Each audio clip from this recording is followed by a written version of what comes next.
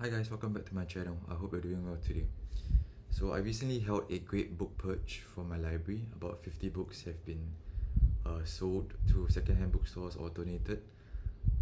And I thought it would be a great idea to go through with y'all the remainder of my library. I want to do a video catalog of all my books and just share with you why I chose to keep them. So let's get started. The first book I have is The Return of the Native by Thomas Hardy. I think it's an instant keep for any classics that I see, especially famous authors or famous works. And it's very rare for me to pass by a classic. And the reason why I pass by most classics is because they have very low reviews on Storygraph, or if I happen to remember what Steve Donahue said about them, then it's an instant pickup. But yeah, Thomas Hardy is a very recognizable name in BookTube, but I have yet to get to him, which I am sorry for, but eventually I'll get to him. Next, I have Toto-chan, The Little Girl at the Window by Tetsuko Kuroyanagi. This book holds a lot of nostalgia for me, since it is one of the first books I've ever remember reading. It's about a small Japanese girl living in the 80s, and it's just a small slice of life about how life was like in Japan. So it's just a very cute book that I remember from my childhood, so I chose to keep it. Next, I have I, Robot by Isaac Asimov. I really am a complete noob when it comes to science fiction, which I hope I can change in the coming years, but I thought this is a good entry point into science fiction, especially a very renowned author like Isaac Asimov.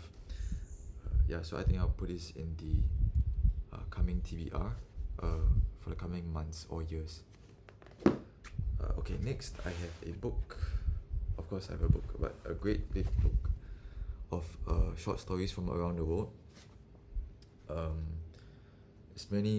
are many famous authors and writers that write a lot of short stories in this collection, and I've always been meaning to read one short story a day, but somehow I never get to start.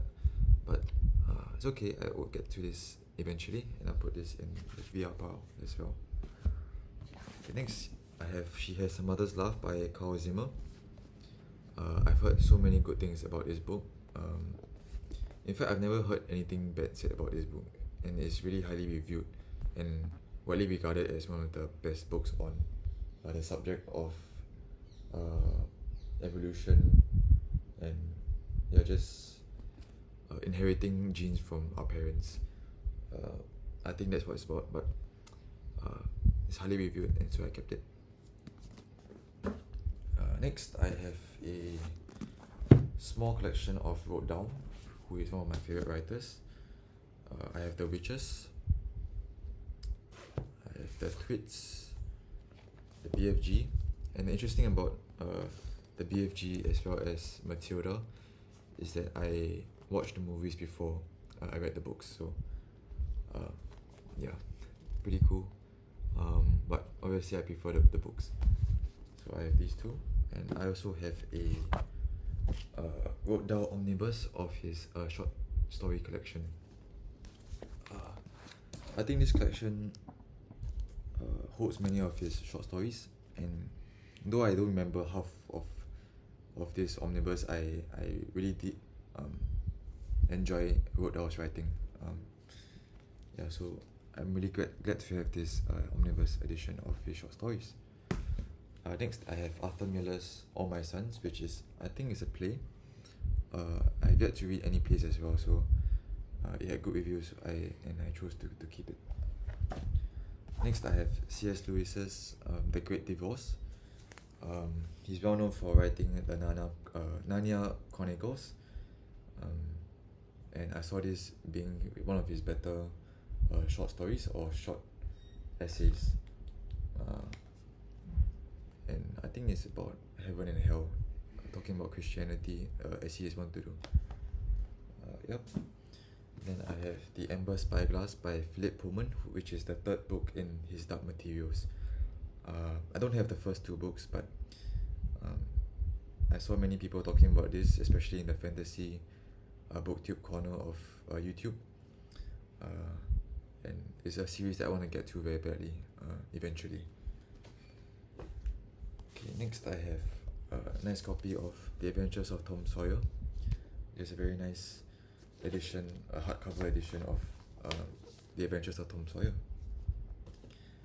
And I've talked about this book before, and that's the Osborne edition of the complete Shakespeare works.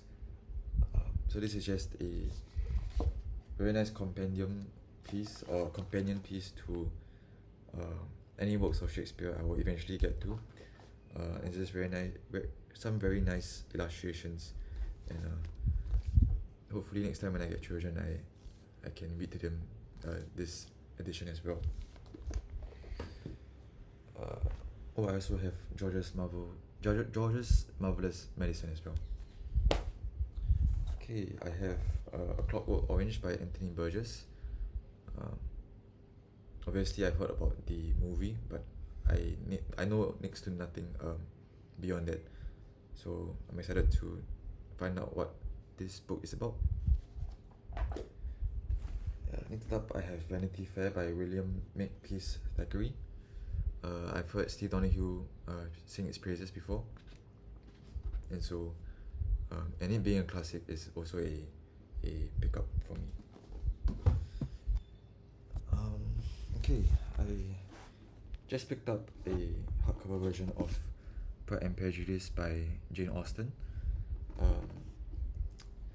For some reason I can't really get into Jane Austen. I tried reading Emma before, and I just couldn't get past the halfway mark. Thought it was very dry, and maybe I wasn't in the right frame of mind to read it. But I've heard about Pride and Prejudice. I mean, who hasn't? But I'm hoping that one day I'll be able to pick it up and really fly through it like so many people have before me. Maybe it's just a problem with me, but yeah, Pride and Prejudice by Jane Austen.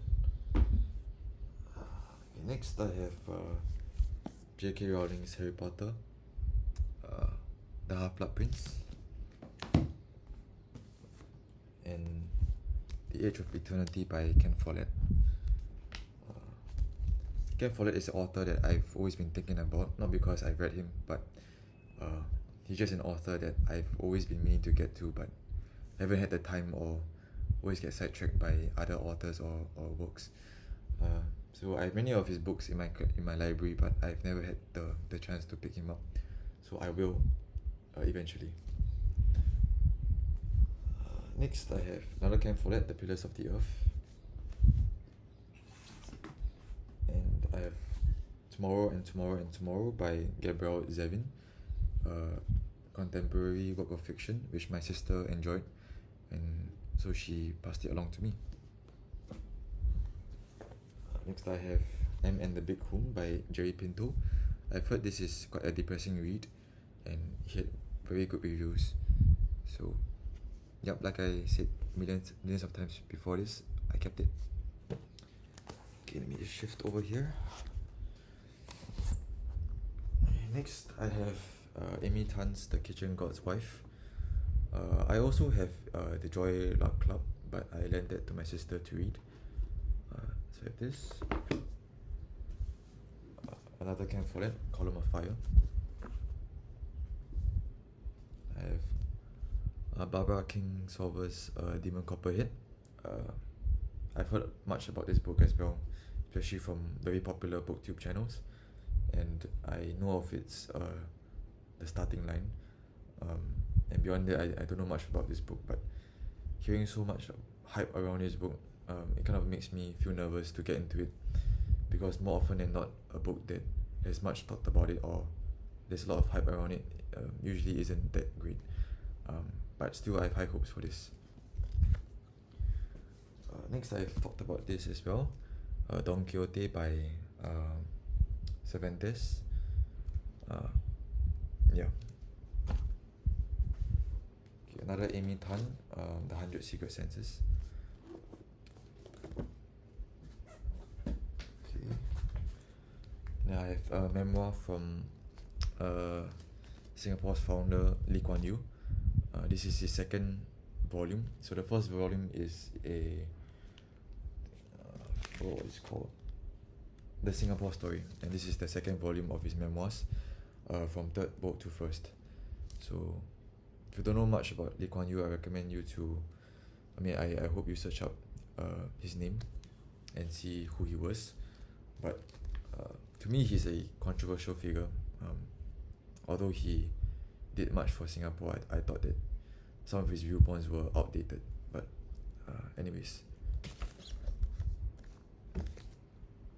Okay, next I have Blonde by Joyce Carol Oates. I've heard much about this author and work as well. I know that she has many great works in her name, as well as many forgettable ones, but I think this is one of her more well-known ones, and it's about Marilyn Monroe. Not too sure whether this is a fictionalized version of her life, but yep, Blonde by Joyce Carol Oates. Okay, next I have Middlemarch by George Eliot. I've talked about this in one of my videos before, and yeah, it's still a book that I've been meaning to get to. Next I have Scanner Darkly by Philip K. Dick. And if I'm not wrong, when I searched this book online, I saw many scintillating reviews on this book, and I think like I, Robot is a good introduction into sci-fi, so I kept it. Next I have Clara and the Sun by Kazuo Ishiguro. It's one of those authors where I think it makes like everybody knows his name, and like Barbara King's Sorrow, I'm not too sure whether I will enjoy it, since a lot of hype is surrounds his name and his books. From what I know, he writes a lot of depressing or more emotional novels, but I haven't gotten to any of his books before, so I just thought I'd keep this just to see what his book's like. Next I have The Blue Sword by Robin McKinley. Very highly rated fantasy. So likewise, The Daughter of the Forest by Juliet Marillier. Catch-22 by Joseph Heller. I've heard Steve Donahue share that another book of his is his magnum opus rather than Catch-22, but I have yet to come across that before. But obviously I've heard the phrase Catch-22 before, and excited to see where it came about. Next I have The Party, The Secret World of China's Communist Rulers by Richard McGregor. Thought this was quite an insightful look into communism and how different communist parties ruled their respective countries. Yep.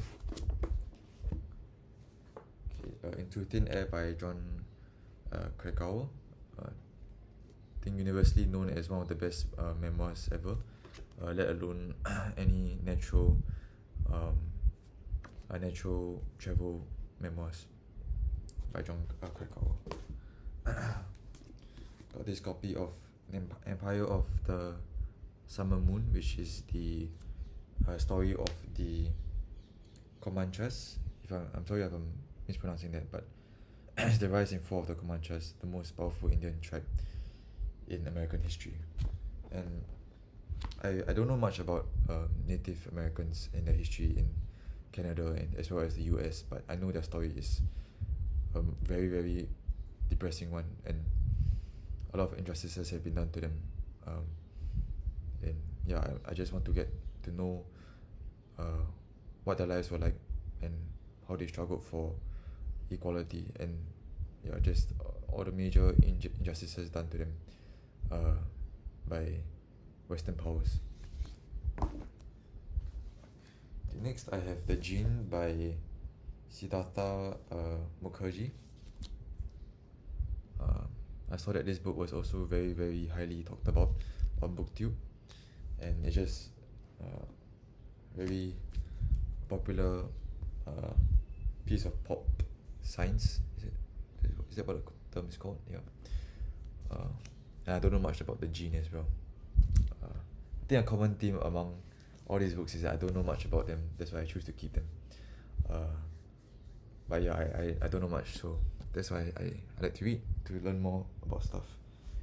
Even though the more I read, the more I feel like I don't know more, but that's okay.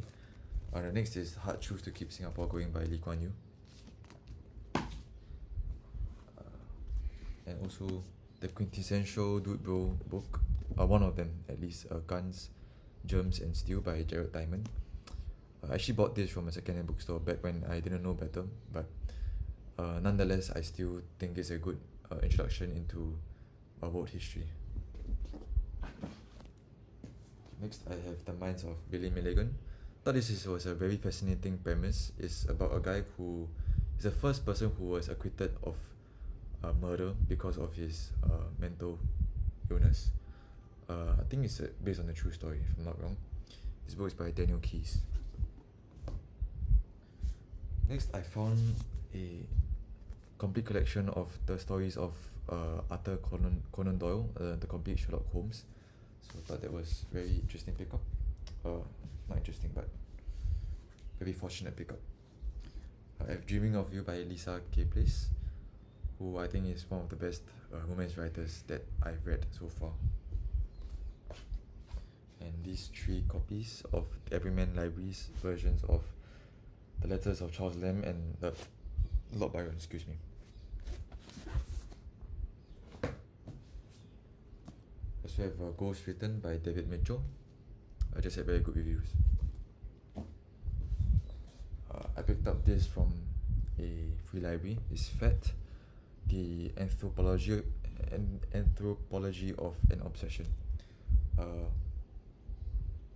When I first read the subtitle, I was quite intrigued. I don't know many books which talk about the subject of being fat, and yeah, thought it would be a good subject to learn about. Next, I have Harry Potter and the Goblet of Fire, and Herman Melville's Moby Dick, which I know that many people have read already, but I've yet to. But it's one of my must-read books, and I will read it. I really will. Mark my words, I will. Okay, next I have The God of Small Things by Arundhati Roy. Spoken a lot about in a lot of booktube videos, and a lot of praise also given to this book. And also it's the winner of the Booker Prize.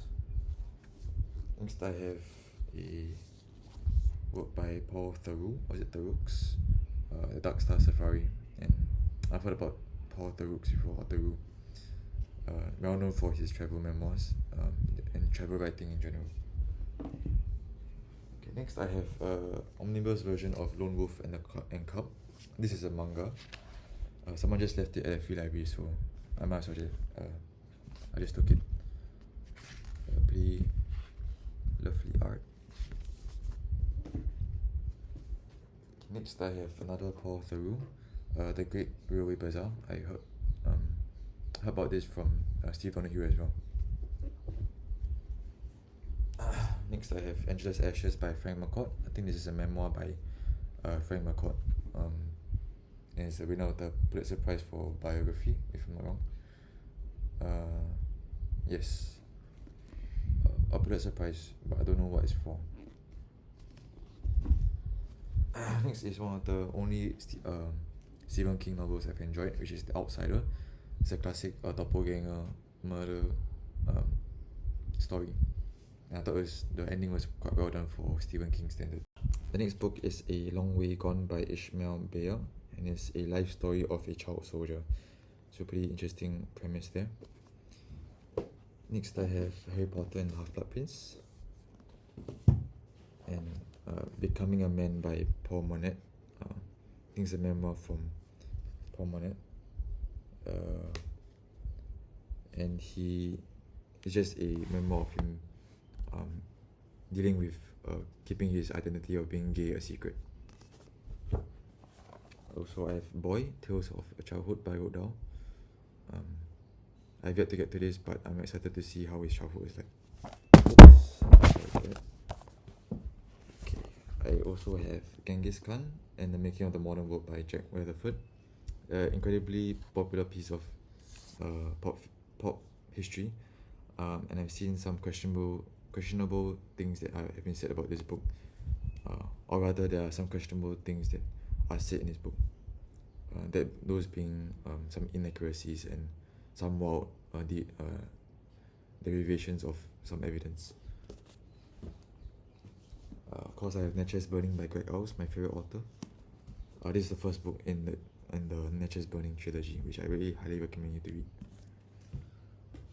Next, I have The Count of Alexandre Dumas. The Count of Monte Cristo by Alexandre Dumas. I'm sorry, got mixed up there, but yeah, classic for a reason. It's a great revenge story.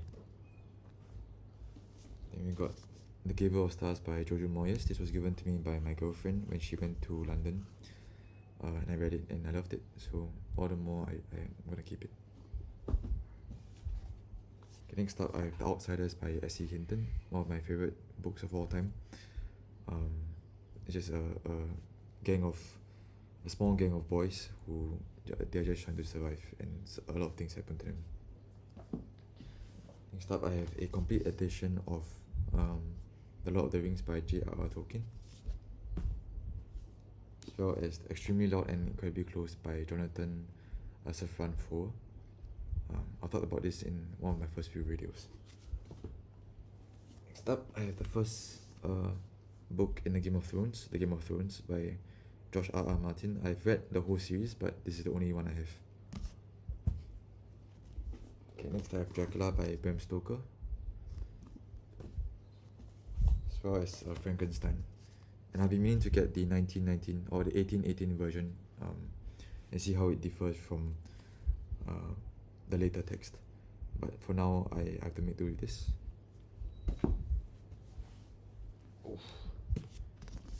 I have The Ink Black Heart by Robert Galbraith, who is also known as J.K. Rowling, a pretty unpopular or infamous author. But nonetheless, I like to separate the art from the artist, but that's a topic for another day. But I really love the Strike and Robin series. It's just a series of murder mysteries and how their relationship develops over time. Okay, I still have Doctors, a biography of medicine by Sherwin B. Newland. Okay, and Gulag by Anne Applebaum, just a history and the origins of the Gulag. I have The Wild Swans by Jung Chang. Is a must read for anybody who's getting into Chinese history. Once you've read all the one-volume histories of China, I think this is a good place to really immerse yourself in how it was like in China during the Great Leap Forward and the Great Revolution. The Great Revolution? Yeah, but the Cultural Revolution. I have Battle Royale by Koshin Takami. This book I've been meaning to get to for very long as well. I saw the premise and I was immediately excited, and I think this will be probably next up in my TBR. Okay, next I have The Gulag Archipelago, which I've talked about before. Okay, I have a short history of Islamic thought, just wanting to learn about Islam, and yeah, thought this was a good introduction. As well as the Quran. This is the Oxford Classic, the Oxford World Classics, I mean. Oh, a big chunk of a book. The Rise and Fall of the Third Reich, which needs no introduction. I have Barbarian Days, is a memoir by William Finnegan, and he talks about him surfing all across the world. Yeah. Next I have Lexicon by Max Berry. I talked about these books in my previous video. Okay, I also have Mississippi Blood. I think this is the third book of the Nature is Burning trilogy, and though I feel like the third book is the least liked, for in my opinion, I still really love the whole series as a whole. Next, I have A Career of Evil by Robert Galbraith. Lethal White, The Book Thief by Marcus Zuzak. In fact, this is the first book I've ever bought in my life when I was 12 or 13 like that. But yeah, for being a 12 or 13-year-old reading this book, I didn't know what to feel about it. So I think this is due for a reread soon. Next, I have Turning Asia by Greg House. Troubled Blood by Robert Galbraith. This is probably my most favorite book of all time, next to Greg Howe's Nature is Burning trilogy. I just really love how the whole investigation played out, and how the plot twist in how the murder took place. It's just a very, very great book, and I say don't let the author prevent you from getting into this series, because it is such a good series, and I don't know why it's not talked about more. Next is the first book of the Strike series, The Cuckoo's Calling, The Silkworm,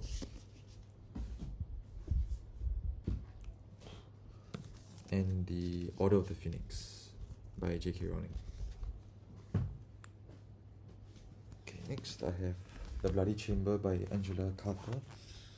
Very small book, which I'm looking forward to, so I can complete it quickly. I have also have Macbeth by Shakespeare, and I'm hoping to have this as my first introduction into Shakespeare. So eventually I'll get started on this, and yeah, wish me luck so that I don't get confused about all the characters in this book. Next, I have Home by Marilyn Robinson. Don't know much about this book, but saw good reviews on it. Next, I have The Shadows of London by Andrew Taylor.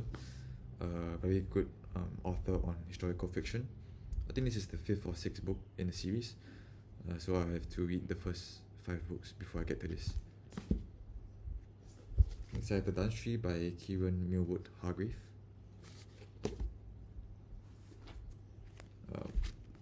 It Happened One Autumn by Lisa Kleypas, or Kleypas, spelled as Candle in Spring.